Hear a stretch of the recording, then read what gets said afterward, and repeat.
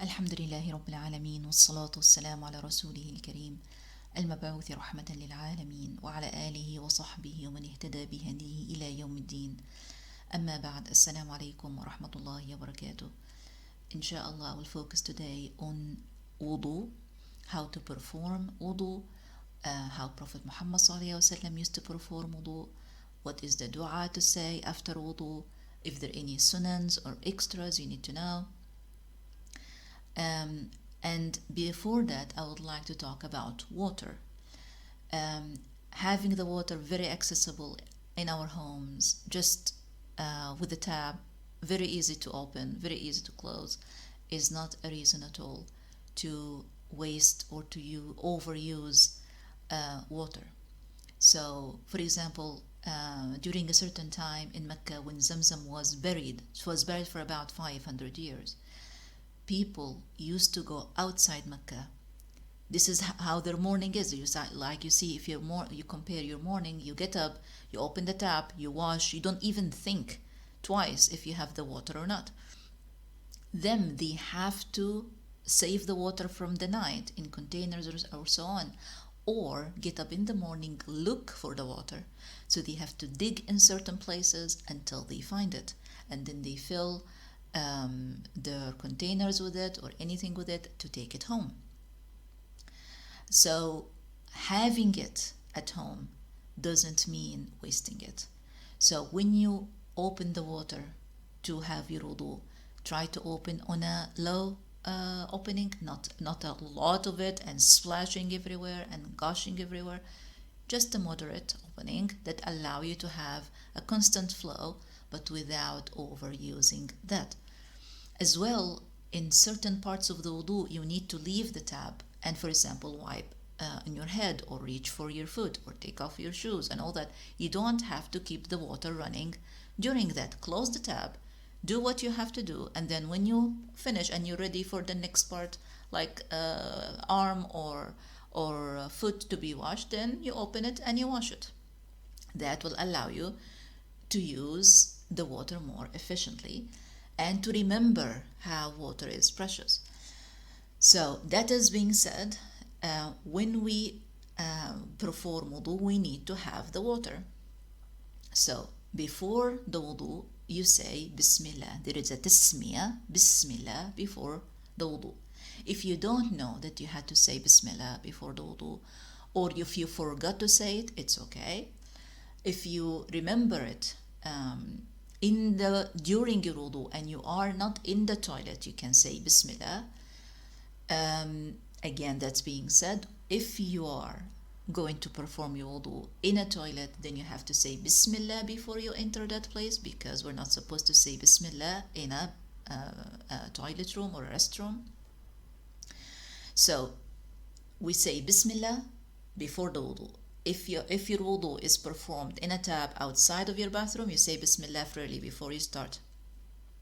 If your tap or where you're going to wash is inside a toilet or a restroom, then you have to say it before that. Then Prophet Muhammad ﷺ, after that, he would, after the Bismillah, he would wash his hands and he would rinse his mouth. Try to have amount of water that you can rinse your mouth, and then he would sniff and let the water out of the nose as well, and then wash the face. How many he used to do that? Muhammad ﷺ used actually to vary. The bare minimum is to do once. So you rinse your mouth once, you sniff once, you're cleaning the nose, and then you wash the face after that once. But he as well sometimes would do it twice, and he would do it 3 times, and he would vary. For example, he would rinse the mouth maybe 3 times, but then wash the nose once. He would vary in between. So how many times? You don't have to stick to 3. Muhammad ﷺ used to vary, so you can go 1 or once, twice, 3 times, and you can differentiate. Some parts of your wudu you can wash it 3 times, some part you can wash 2 times, some part you can just wash once. So you rinse the mouth, you clean the nose, you wash the face, and then you wash the hands from the fingertips all the way to the elbow. 3 times, or from 1 to 3 times. So 1 time is okay, twice are okay. And then, of course, you start with the right first and then the left, from the fingertips to the elbow. And if you reach a little bit higher than the elbow, then that's even recommended in a different hadith, because this part on Day of Judgment will come white and shiny from you. The parts of the wudu, following the sunnah of the Messenger sallallahu is going your face, your forehead, your arms, your legs, all that will come مغرًا محجلين, like Muhammad sallallahu said, like white. After washing the arms, or from the fingertips to the elbow or a little bit above the elbow, from 1 to 3 times, starting with the right. After that, you take some water in your hand and then you wipe on the head, not on the hair. So you're not trying to reach the hair. You wipe on the head from the roots of the hair all the way to the back, and the ears once. This one he didn't do it 3 times. Then you wash your feet until the ankles, from 1 to 3 times, and you start always with the right one and then the left one. So after that, after you finish your wudu, so quickly the steps are Bismillah, then wash hands, rinse mouth, clean nose, wash face, hands until the elbow 3 times, start with the right, wipe once on the head and the ears, wash both feet, starting with the right until the ankle, from the toes until the ankles from the back. After that you say, أشهد أن لا إله إلا الله وحده لا شريك له وأشهد أن محمدا عبده ورسوله اللهم اجعلني من التوابين واجعلني من المتطهرين. Of course, you say that again if you are performing your wudu in a place you're not supposed to say Bismillah. You go outside after you finish your wudu and you say that outside.